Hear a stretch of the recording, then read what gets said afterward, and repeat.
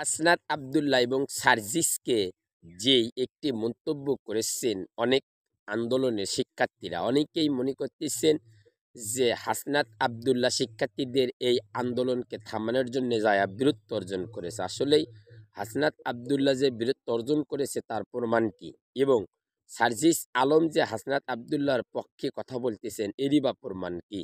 আমরা ইতিমধ্যে যতটুকু দেখতে পেলাম যে হাসনাত আব্দুল্লাহকে ইতিমধ্যে অনেক শিক্ষার্থীরা মানে মারার জন্যে করে তারা রাগান্বিত অবস্থায় তার দিকে ছুটে আসতেছিল এবং তাকে যে কোনো মুহূর্তেই আক্রমণ করতে পারত।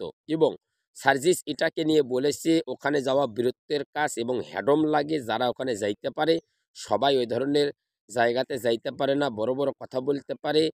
আসলেই যারা অন্যায় করে তাদের অন্যায়কে ঢাকার জন্যে তারা ওই সমস্ত জায়গাতে যাবে, কারণ যেখানে হাসনাত আব্দুল্লাহকে ভুয়া ভুয়া বলে যখন তার সহপাঠী ছাত্ররা স্লোগান দিচ্ছিল সেই মুহূর্তে কিন্তু সেখানে আর কেউ যাওয়ার কথা নয়।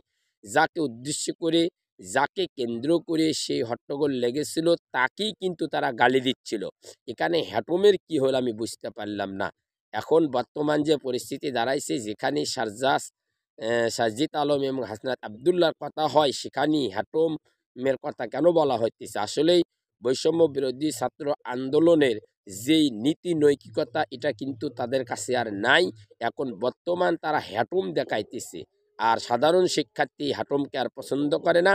তারা এটাকে খারাপ চোখে দেখতেছে এবং তারা সত্যের সন্ধান জানার পরেই বিভিন্ন ক্যাম্পাসে তারা আন্দোলনের ভেতরে জড়িয়ে যাইতেছে। এমনকি তারা মারধর, ভাঙচুর, হত্যাযজ্ঞ, খুন, ছিনতাই শহরে বিভিন্ন কাজে সংযুক্ত হইতেছে একটিমাত্র কারণ, যারা কোটার বিরোধী আন্দোলন করে, যারা কোটায় প্রতিমন্ত্রী এবং কোটায় চাকরি নিয়ে সুবিধা ভোগ করতেছে।